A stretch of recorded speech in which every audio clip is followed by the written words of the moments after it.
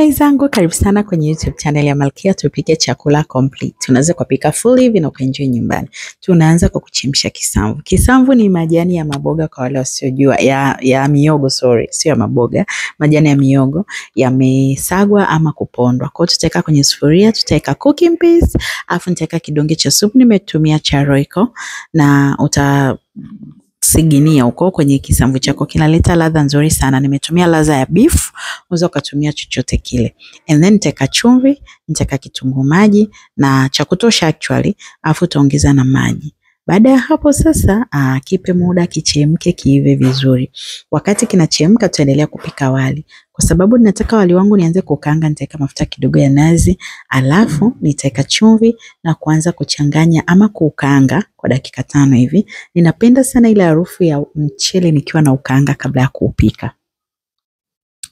Baada ya kukaanga vizuri kama unavyoona mimi ninavyofanya hivi, kisha umekuwa mkavu ila usiunguze mchele wako. Kwa hiyo unakaanga kwa makini kwa moto mdogo mdogo kama hivyo mpaka upate ile aroma nzuri ya wali kama hivi unanukia. Okay? Ukisha kaangika vizuri sasa weka nazi yako. Mimi nitaweka nazi tui la kwanza, alafu nitaweka na tui la pili kwa sababu nataka yani wali wangu unukie nazi haswa. Nitachanganya vizuri alafu nitafunika niache uendelee kuiva. Baadaye sasa tuangalie tena kisamvu chetu kimeshaiva kwa maana ya kuchemsha, tutaweka karanga. Sasa nikwambie siri ya muhimu sana, unapopika kisamvu cha karanga, weka karanga ya kutosha. Usilete ubaili kwenye kisamvu, hautaenjoy. Weka karanga ya kutosha. Hii ni trick alinifundisha mama yangu kwa sababu remember kisamvu kwanza naona ni chakula cha kanda ya ziwa sana. Japokuwa kwetu mama alikuwa anapika, lakini ni cha huko zaidi kuliko mikoa mingine baadhi hasa kaskazini. Kwa hiyo nitapika hivyo na unaona nitachanganya sasa ile karanga yangu ikishakuwa imechemka vizuri na unaona kinavutia tayari. Unaweza ukakila hivi hivi hapa kilipo, lakini mimi nitaweka nazi. Nitaweka tu uzito la nazi kwa sababu nilikuwa nataka nipate ile harufu ya nazi kwenye kisamvu and ladha ya uzito ya karanga. So a mix inaleta combination nzuri sana. Kisha iva kama hivyo, wali wetu pia na wenyewe umeiva kama unavyoona.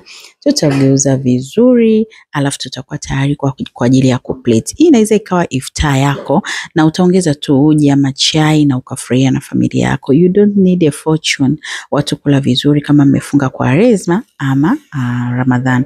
So tutaplate sahani yetu, na sahani yetu nitaweka wali, kisamvu, nimekwambia I love you kama hapo. Alafu tutaweka na dagaa za kukaanga. Hizi dagaa nimepata Letfish Instagram, ukienda utamuona, na dagaa wazuri wananukia, mkaangia kitunguu saumu na tangawizi wazuri sana. Natumaini utaenjoy, utajifunza na wewe utapika nyumbani, wataenjoy. Msisahau kunipa feedback. Hichi kisamvu kinanukia kama nyumba 5 mbele yangu.